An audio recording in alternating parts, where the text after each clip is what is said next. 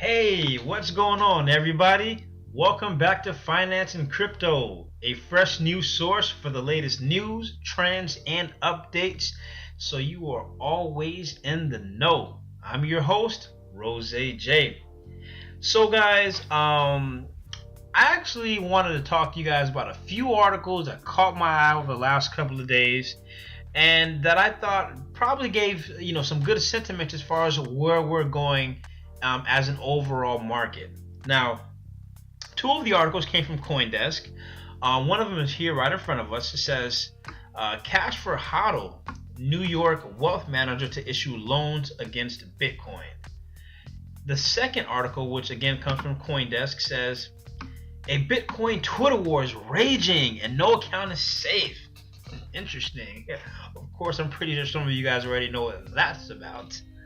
And the last one here is coming from Telegraph, which I do believe is a pretty valuable source in terms of providing informative, valid, and valuable information as far as what's going on in the space. And this article here says Chinese crypto mining Chinese crypto mining giant Bitmain developing facilities in the U.S. Documents suggest. So what I'm going to do is I'm actually going to go through these articles and give an opinion after as far as why I think they're important and what they possibly could mean as far as an overall sentiment in terms of where we're going as a market. So to get started, with no further ado, by the way, this article has been written by Brady Dale. I'm just going to go through maybe the first few lines just to give you guys a bit of insight, and we'll take it from there. So it says here that with all the ICOs that have taken place, not to mention the meteoric rise in the value of crypto assets late last year, there are a lot of entrepreneurs who fit this description, but few products that allow them to turn long-term hodling into actionable capital. That's the idea behind a new subsidiary being started by Dominion Capital, a family office based in New York City. While the company has long invested in a variety of assets, Dominion is known for helping to finance projects by backing loans. Extremely important. As it turns out, Dominion has also been quietly involved in crypto for years, and the firm believes now is the time to prove the worth of the nascent asset class by expanding its services into the sector. Community is a huge part of the movement. CEO Michael, I can't pronounce that, I think it's Gurevich, told Coindesk, one of the tests of whether assets are legitimate is if people are willing to lend against them. So I'm going to stop right there. And that is absolutely true. Guys, I just want you to think about something as simple as going to a pawn shop. If you, myself, one of our family members went to a pawn shop and we wanted to take a loan out at a pawn shop, what do we have to offer the pawn shop? We can't just offer them anything. We have to offer them something of value, something that actually has a tangible value across multiple different assets. And when you think about something, when you think about the target of Dominion Capital and what they're trying to do, it's very similar to a few other cryptocurrency protocols that are already out now, and I'm going to get to that in a second. But when you think about the macro the macro aspect of what they're doing, it lets you know that 10 years ago, I should say, digital currencies were absolutely, you were laughed at if you talked about it 5-10 years ago. I mean, they've only been around for about 10 years, to be honest with you. 2008, Satoshi Nakamoto, the white paper with Bitcoin, that was basically the start. But I mean, you think back at 2013, when Bitcoin went up on a few of its meteoric rises, and then it fell down. You think about back then, if you were to mention, hey, you know what? Would you be able to take my Bitcoin and you give me a few dollars to take a loan out here and there? If you would have thought about how that conversation were to go on 5 years ago, most people were laughed at. They were mocked, and that was even happening a year and a half ago. We're in 2018. That was even happening to people back in 2016, the middle part of 2016, before the euphoric 2017. So what I took from this, just at the beginning of this article, I mean, the entire article is a great article. It talks about this company, it talks about what they're planning to do and how they plan to do it. But what I took from this, looking at the macro sense of what they're saying, is digital currencies are arriving. Digital assets are here to stay. As I was saying before, I got sidetracked about, if you're going to take a loan from a pawn shop, if you go to a pawn shop, you have to offer them something of value. If you want a loan for something of $2,000-3,000, you may have to give them, a wedding band. You may have to give them a gold watch, or you may have to give them, a really precious silver coin. It has to be something of tangible value. Now, what am I saying? So when we look at cryptos, a few years ago, the thought of tangible value and cryptos being together in the same sentence wasn't really a consensus thought. Nowadays, we have companies like here Dominion Capital doing this. We also have other crypto protocols who are already doing something similar to this thing. We have Economy. There's another one called I think it's Melonport. They're very similar. There's Black Moon Crypto, the BMC tokens. So we already do have essentially an ecosystem of different protocols who are trying to hit this niche and do this the right way. I think this is actually big, because what this is actually an established company that's already doing business, that's now taking their established business and almost not transferring it, but actually intertwining it within the blockchain realm. This is what we're going to be seeing going forward over the next few years.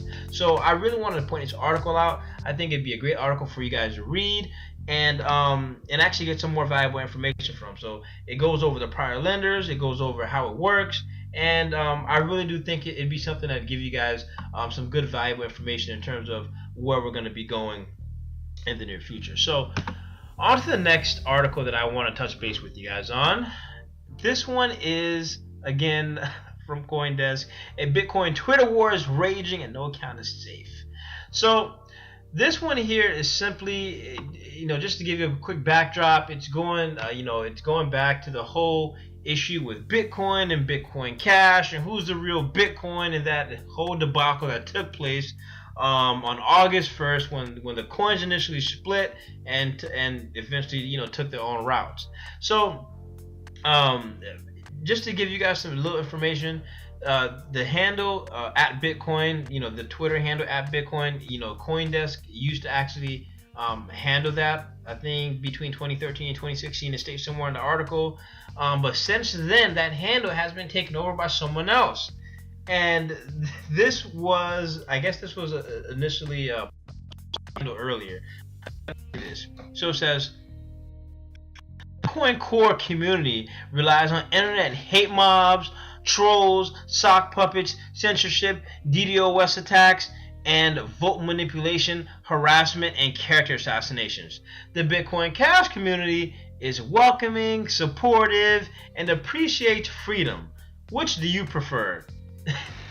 So it's kind of funny because obviously the majority of people out there, they're used to BTC, they're used to Bitcoin Core. It's the Bitcoin that we've all known. I mean, when we first started, we got our light moment, I guess, when the light bulb moment hit and you really understand what decentralization meant. You're getting in for BTC.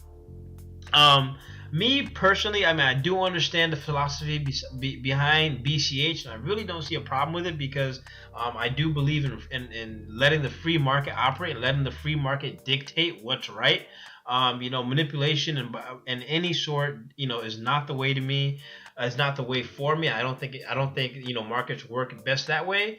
So I understand the fight between Bitcoin and Bitcoin Cash. I'm not gonna take a side. I'm sorry, guys. However, I think this really shows that the handle, whenever that was switched over after 2016, the handler here obviously is now being controlled by someone who has a favor of Bitcoin Cash. However, the community sentiment is still with Bitcoin Core. so anyways, guys, I just thought it was a pretty funny article when you go down to it. It says here, issued Wednesday, the tweet found at Bitcoin sending a message to its more than 800,000 followers that, as Tamiano's tweet shows, even impartial observers would admit it was incendiary. Attacking the group that's maintaining the cryptocurrency's most widely used software and promoting an alternative currency that split last year, which is what they're saying, is probably not the best thing to do. However,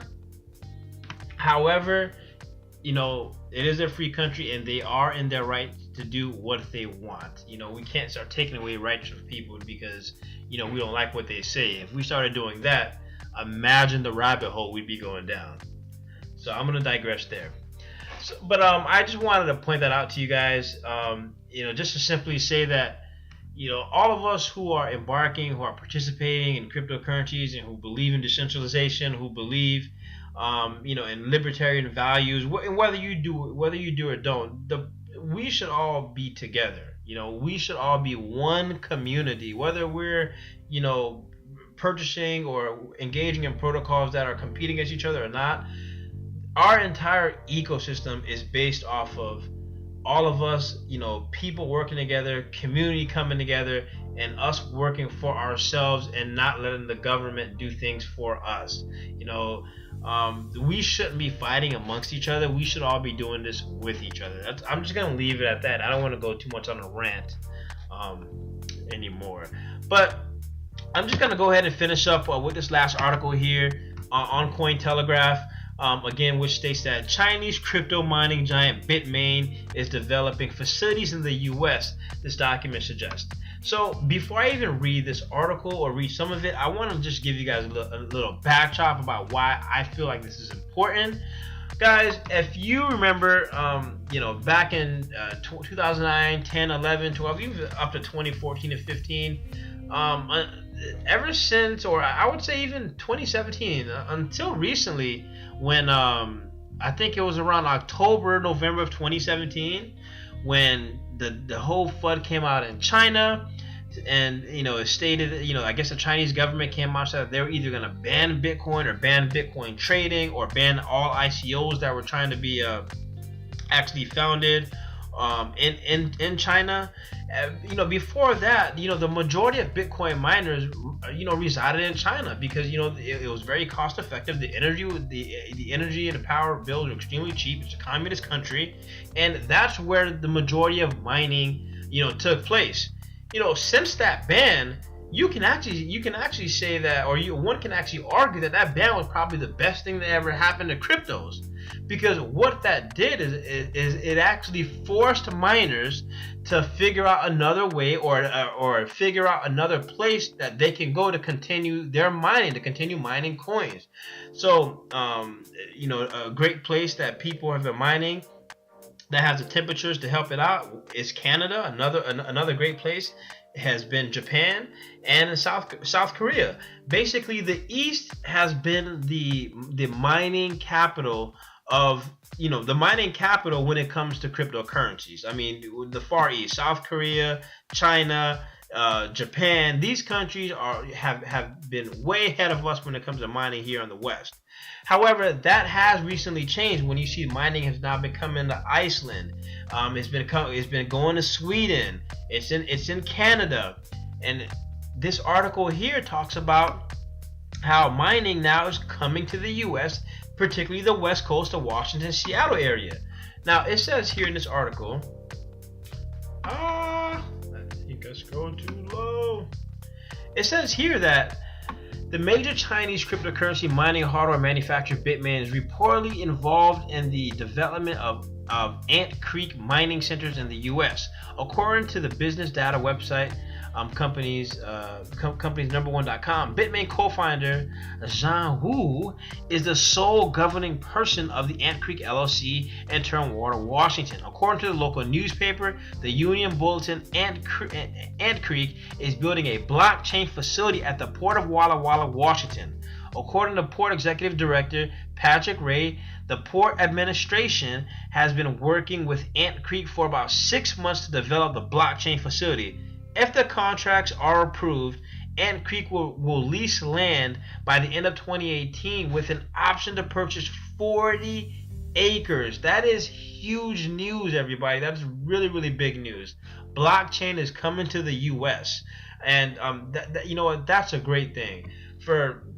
And I think I said this in my first video, and I'm going to say it again now. A lot of people have been so hesitant about, cryptocurrencies, what they are, have been so hesitant about giving them an opportunity. That's one of the main reasons why I decided, to start this channel. One, to, spread the love about, blockchains, cryptocurrencies, and decentralization, and secondly, to help people with their finances, to help people make better budgeting decisions, to help people figure out better ways to pay down their debt, to take care of what's been shackling them and what's been holding them in place over these last few years. Breaking away from debt and being able to find a way to get into cryptocurrencies, to me, is a great solution to set anybody towards individual freedom and liberty. And guys, with that, I think I'm going to end on that note. These are the 3 articles I wanted to go over today. Let me know what you feel about my thoughts and the perspective that I'm coming from. But I also want to know what you guys think. Let me know what you think about these articles. Let me know, what you think they mean in terms of where we're going as an overall market. And that's it, guys. If you like it, please, don't hesitate to shoot me a like and subscribe. Obviously, I want to grow. I want to be involved with the community. I want to engage more. So you guys tell me what you guys want to hear, and I'll provide what you guys need to hear, I guess I would say. So until then, guys, I'm going to sign out here, and you guys already know, stay cryptic.